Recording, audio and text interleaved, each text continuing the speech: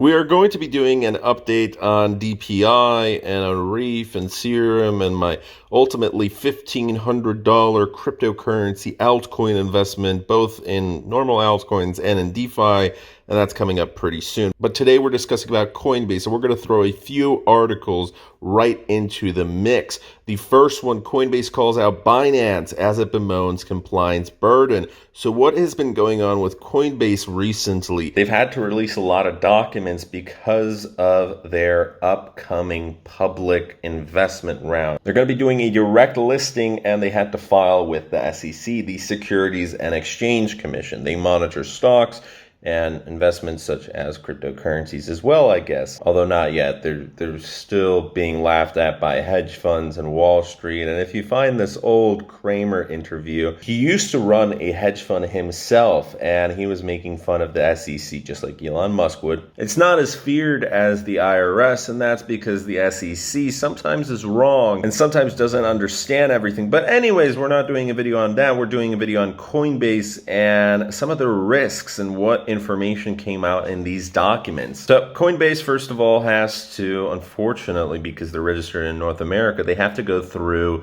a process which exchanges outside of America they don't really have to care about yet. And America's trying to find ways to make them care. Whether it's through KYC, AML, know your customer, anti-money laundering laws. If you have American investors such as Binance, Binance just said, you know what, screw it. We're going to have our normal website, and then we're going to have Binance.us. And that's what a lot of exchanges from outside and abroad they're doing. They're separating it, or sometimes outright banning American customers. I remember in the ICO days, a lot of American customers, technically they weren't allowed to invest. Of course, people used their second passports like I did, and everything was fine. So Coinbase information, it had an income of $322 million last year, and that is certainly an improvement because in 2019 they lost $30 million, but that doesn't really mean anything because Uber loses money, YouTube has been losing a lot of money. All of these big companies that you can think of that most likely have their applications on your phone, multi-billion-dollar behemoths from Silicon Valley, most of them have been running at a loss.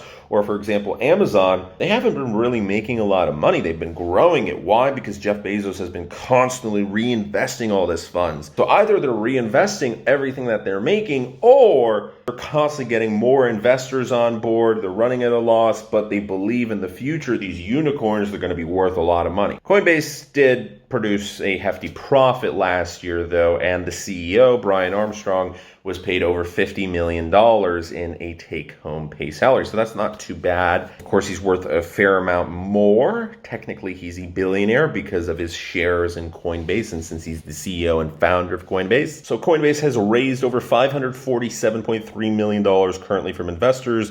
And obviously with this investment round, with this direct listing, they're hoping to get more investment. So Coinbase had to list some business risks in their documents. And this is where it gets really interesting because they listed DeFi and the potential unveiling of Satoshi Nakamoto. We don't even know if it's a he, she, they, if they're dead. And technically, I mean, it is a business risk. They didn't really go into details of how or why, but we can come to the conclusion that it would make Bitcoin and cryptocurrency unstable, at least in the short term. So it is technically always a risk, but that's probably never going to happen. Coinbase noted that the identification of Satoshi Nakamoto, the pseudonymous person or persons who develop Bitcoin, or the transfer of Satoshi's Bitcoins as a risk factor, because technically there's billions of dollars worth of Satoshi's Bitcoins. But it is most likely a small risk because if it would impact the markets negatively, it would be for a short while. So they did not elaborate on how exactly we kind of can come to conclusions, but there would just be a lot of speculation in the short term. That's probably it. The list also included negative perception of Bitcoin or Ethereum in the future and unpredictable social media coverage or trending of crypto assets as risk factors. They're just doing this because it's the bureaucracy and they're demanding this. The government, the SEC, they want business risks. They want other investors who would benefit from this direct listing to see everything. It's just, it's political stuff. Decentralized finance, DeFi, was also included as a risk. Coinbase said we compete against a growing number of decentralized and non-custodial platforms and our business may be adversely affected if we fail to compete effectively against them. However, they're doing a pretty good job right now, and Coinbase specifically named DeFi protocols including Ethereum, Tron, Polkadot, and Solana in explaining risks from DeFi growth. So in January, DeFi altogether, aggregate volumes rose above $50 billion. So it is a fair amount, but if you compare that to in January, I think it was $1.7 trillion worth of cryptocurrencies. It is a lot, but ultimately in the grand scheme of things, it's not that much. It's a drop in a bigger bucket. The SEC requires stock issuers to identify the biggest risks to their business before and after going public. And the risk factors section is a staple for educated investors. Now, what's interesting, Coinbase did include it in their documents as an homage to Nakamoto. Let me show you what the documents look like. They're shouting out their lawyers, and here's Satoshi Nakamoto. So Coinbase went as far as singling out Binance for not getting the same treatment as they are because they're not as regulated as Coinbase, and they're definitely a competitor. I mean, Binance is one of the largest cryptocurrency exchanges. We also compete with a number of companies that solely focus on the crypto market and have varying degrees of regulatory adherence, such as Binance. So Coinbase pointed out competitors that choose to operate in jurisdictions with less stringent local rules, that they're potentially able to more quickly adapt to trends, support a greater number of crypto assets, and develop new crypto-based products. And this just goes to show that regulation, in a way, kind of sucks, and it really slows down performance. So if I were to create a cryptocurrency company, I would establish it in the future somewhere where there is not as much regulation. Even something as simple as creating a crypto ATM company in Poland, it is rather simple, and it's growing like crazy. We're going to probably make another video on crypto ATMs in the next few weeks, and just irks me. I want to own a piece of the market, but in America, there's no way I'd even consider making a cryptocurrency ATM company because the amount of regulations, it doesn't make sense unless you have hundreds of thousands of dollars for minimum. And even then you're screwed with taxes and all this stuff and KYC, and you're going to have less customers because every customer is afraid of paying taxes. I would rather cash out my Bitcoin in a ATM over here right before I fly back to the US. So it's just a lot of smaller things, but yeah. So they also listed, due to limited enforcement by U.S. and foreign regulators, such companies are able to operate from offshore while selling crypto exchange services and products to consumers in the U.S. and Europe, ignoring licensing requirements seemingly without penalty. That's why you have a lot of these companies that are technically registered in the Seychelles or other areas, small little nations near Africa or in the Caribbean or in Oceania, and all of these countries, they're like, woohoo, tax money, yay! They get paid a few $100,000 or even a few $1 million, and it's still going to be a lot less than it would have to pay in the US or Europe, or potentially even Asia. They did also mention the recent scrutiny of Tether and the creator of the widely used stablecoin.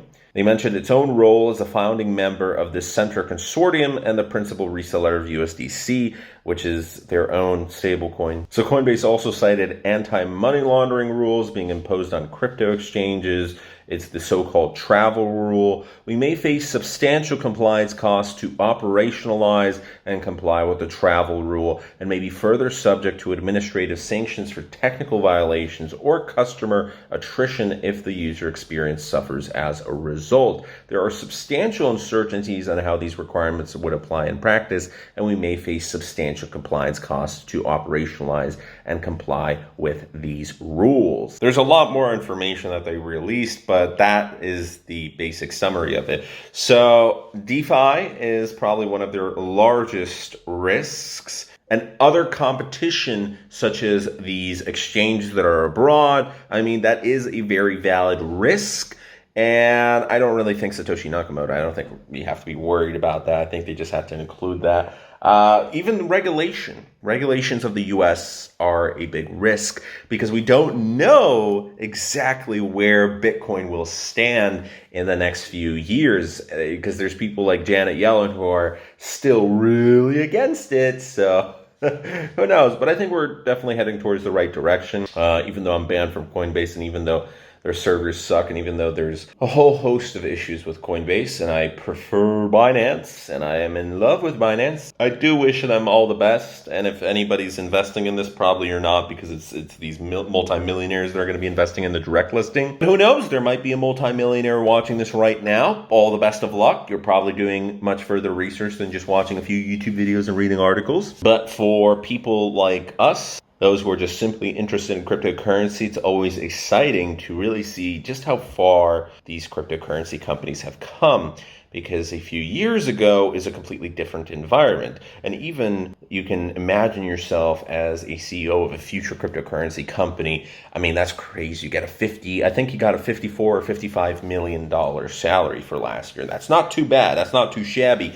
Even considering that with Bitcoin's rise, at the end of the year, it didn't even get close to $30,000, $40,000, $50,000. So this year, who knows? I mean, if we get to $100,000, Brian Armstrong is going to be bringing in a few $100 million for himself. So that ends today's video. Thanks so much for watching. If you enjoyed it, hit that subscribe button, and we shall see you guys in another one. Bye. Thank you everyone for watching today's video. I just wanted to thank you because we're approaching over 10,000 total views pretty soon.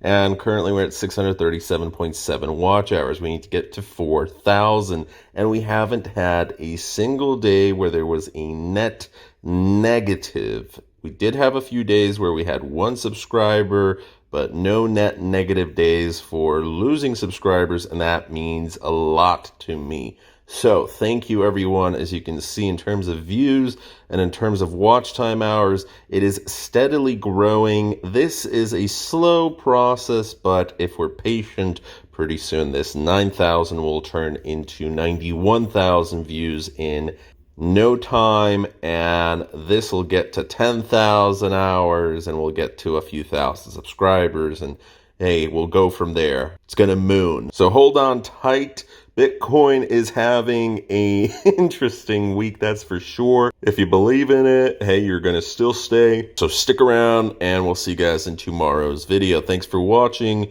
And by the way, notice that Cardano went all the way up to number 3. It beat out Binance Coin. Earlier in the day, BNB was actually beat out by Tether, so it was technically in the 5th position.